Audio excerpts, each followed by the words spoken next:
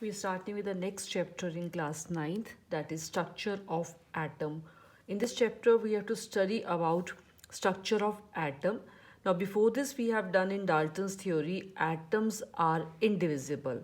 But now, if you have to study structure of atom, that means there are certain things present inside the atom, and if we know the position of all these in an atom, that is called structure of atom.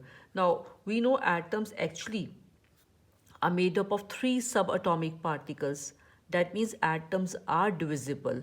And there are mainly three subatomic particles present in an atom. These are electrons, protons, and neutrons. And electrons, they have negative charge. Out of these three particles in an atom, electrons, they carry which charge? They carry negative charge. While protons, they have positive charge, and neutrons, they are neutral. Neutron is from a term neutral only, so neutrons, they have no charge, they are neutral. Electrons are present outside the nucleus, while protons and neutrons are present just in the center of an atom. Suppose this is an atom. In the center of an atom here, proton and neutrons are present, and this part is called nucleus of an atom. And around nucleus here, electrons are present. So electrons are in extranuclear part, while in the nucleus, in the center part of an atom, there are protons and neutrons. And the whole mass of an atom is inside the nucleus. Proton and neutrons, they carry the mass. Charge is only of the protons, neutrons are neutral. Electron mass is negligible. So as compared to proton neutron mass, electron mass is negligible. So total mass of an atom is present inside the nucleus only. And there's only one element, hydrogen, which has only electron and protons. There are no neutrons in case of hydrogen. Only exception here is hydrogen. If we take hydrogen atom, it is made up of one electron and one proton only. It does not contain any neutron. Does not contain any neutron. And the atoms of different elements that differ in number of electron, proton, and neutrons. Number of electron, proton, and neutrons are different in atoms of different elements. So now next topic after this is discovery of electrons, how electrons they were discovered, proton discovery, and the neutron discovery. So first I'm taking here is discovery of electrons. Electrons, or we say this is the discovery of cathode rays. Actually, cathode rays only are made up of negatively charged particles, and these particles are known as electrons. And this was actually discovered by J.J. Thomson. The existence of electron in an atom was shown by J.J. Thomson. So some experiments, they were done by different scientists, and when the Thomson did experiment using this tube is called discharge tube. Name of this tube is discharge tube. It is a hard glass tube which is closed at both the ends, and there are electrodes, metal electrodes here. This is connected to negative terminal of battery, so this is called cathode, and this side metal electrode is connected to the positive terminal of battery, so this is called anode. And through the battery, when the current is passed through this gas taken in a discharge tube, any kind of gas can be taken in a discharge tube, and when the high voltage current was passed through this gas, another condition here is the gas in this case in discharge tube should be taken at a very low pressure. So to have very low pressure of gas inside the discharge tube, on the side of this discharge tube, there's a vacuum pump connected. This vacuum pump can pull the air or pull the gas from the discharge tube and can decrease the pressure of the gas in the discharge tube. So there are two conditions here. One is high voltage current is required here in this discharge tube, And second condition is the gas in the discharge tube should be at a very low pressure. So under these conditions, a stream of small particles were given out by the cathode. Cathode is giving these small particles, and they are coming out from which electrode? From the negative electrode. That is why these particles which are coming out in the form of a ray. These particles which are coming out from cathode are actually in the form of a ray, and these rays, they were called cathode rays, since these were coming out from which side? From the cathode side.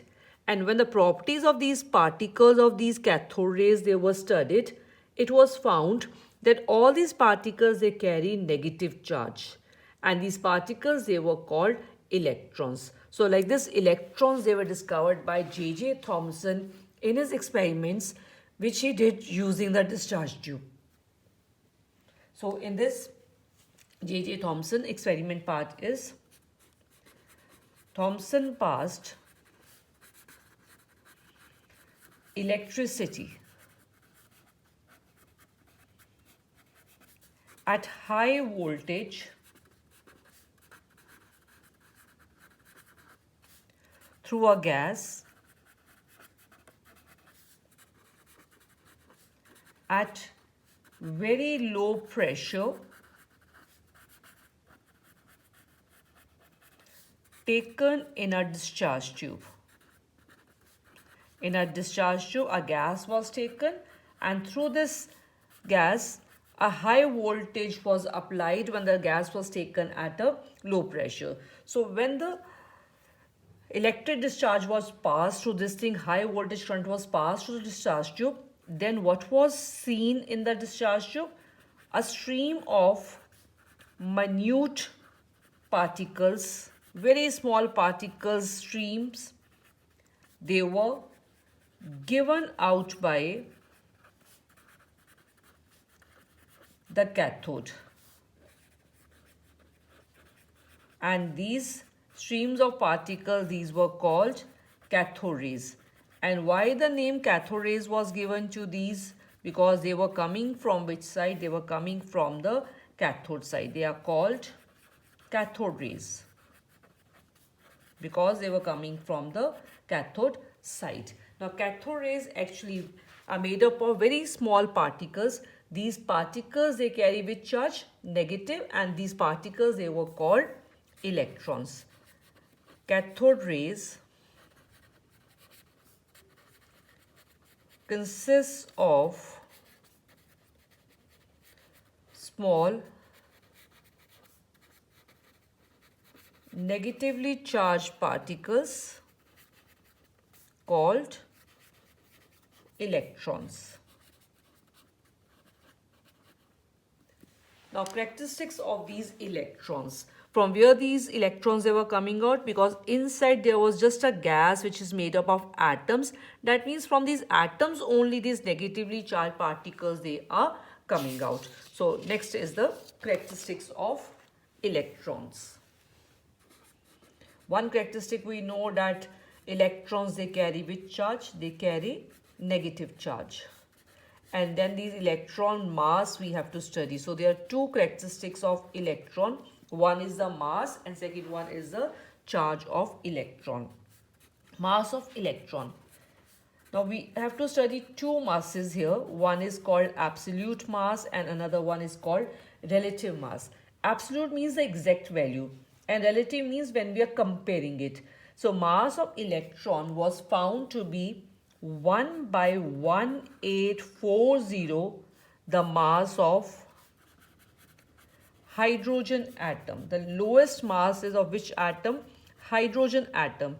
So when we take the mass of hydrogen atom, as compared to that, electron mass is 1840 times lesser than that of hydrogen atom. So we can say mass of electron is about 1 by 1840 of the mass of hydrogen atom. And if we take the mass of hydrogen as 1U, that means the mass of electron is 1 by 1840 U. And the absolute mass when we take, this is the relative because with comparison only we are taking this thing, and the exact, that is called absolute mass. of an electron is equal to 9 into 10 raised to power minus 28 grams. So mass of electron is very small, and we just say that this is negligible only. Even if we don't add this mass to the mass of an atom, this will not make any difference to the mass of an atom. So why the mass of electron is ignored while calculating the atomic mass of an element? Because this is not making any difference. It's so small. So this is about the mass of an electron. Second is charge of an electron. Now, one we are saying is that this is negatively charged. That is, we take this as -1 relative. But how much is the absolute one? The absolute charge of an electron is 1.6 into 10 raised to power minus 19 coulomb of negative charge. Now 1.6 into 10 raised to power minus 19 coulomb has been found to be the smallest negative charge of a particle. And for this we are saying that this is actually a unit of negative charge. This we can take as a unit of a negative charge. This means that an electron has 1 unit of negative charge. In other words, we can say when we take the relative, not the exact value, when we take the relative charge of an electron, we can say that this is equal to -1 because this is the smallest charge. So we can take this as a unit of negative charge as -1, while the absolute charge is 1.6 into 10 raised to power minus 19 coulomb. So this is about the characteristics of an electron. Next topic is discovery of protons in an atom, or we can say this is the discovery of anode rays or canal rays. Actually, these rays are made up of positively charged particles which are called protons. And existence of protons in the atoms was actually shown by Goldstein. So same experiment was done like for the discovery of canal rays, but there's just one change here. The cathode here is a perforated. There are small holes here in this case, in case of the cathode. The reason is because the anode ray particles, they are slightly big in size, which can pass through the pores only, while electrons, they could pass through the metal only. But these protons, since they are big in size and they are heavy also as compared to electrons, so a pore is required here for these particles to pass. That is why just one change here in this setup is the cathode used here is a perforated cathode in this experiment. Again, a discharge tube, hard glass tube, which is closed at both the ends. This is connected to the positive terminal battery, so this is anode. This is connected to the negative terminal battery, so this side acts as cathode. Conditions are again same. Low pressure gas was taken here and high voltage current was passed through the gas. Now this time what was seen, when a perforated cathode was taken and it was slightly in the center, it is not to the end of this side, it is just towards the middle. Then this side also, the stream of minute particles, they were observed. And these particles, since now they are coming from anode side, from this side, that is why these rays, they were called anode rays. So the experiment that was conducted by the Goldstein was, Goldstein passed electricity. When Goldstein passed electricity,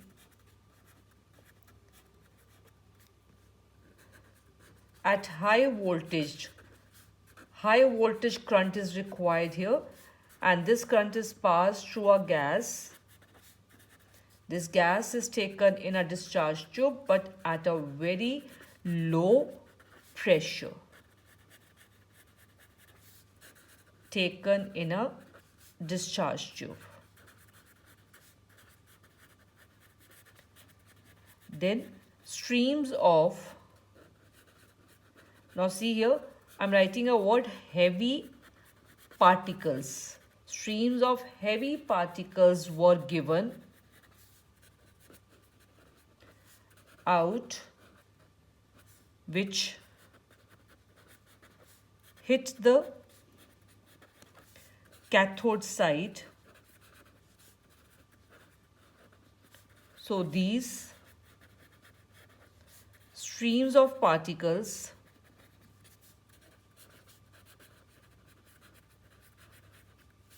were called anode rays. And it was found that these anode rays are actually consisting of positively charged particles. So these rays which are coming out, these actually are made up of these particles, heavy particles, and which charge is there on these? Positive charge is there on these particles, and these particles, they were called protons. These are called anode rays. And anode rays consists of positively charged particles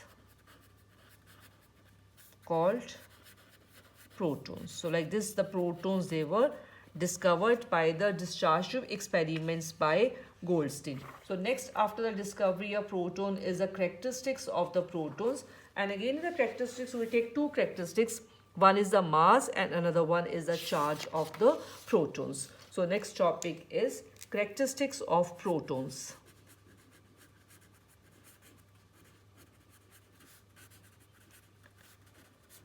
Characteristic of a proton. First one is mass of a proton. How much is the mass of a proton? Since hydrogen atom, this has only one proton in the center, there are no neutrons, and one electron. We say mass of electron is negligible. That will not make any difference to the mass of an atom. That means mass of this atom is just because of mass of a proton only. So mass of proton is equal to, we can say, the mass of hydrogen atom. And previously we have written the mass of one hydrogen atom we take as 1 U. That means mass of one proton is also equal to 1 U. That is the relative mass we are saying. But the exact mass of proton is 1.6 into 10 raised to power minus 24. So relative mass, first of all, we write. That is when we compare it.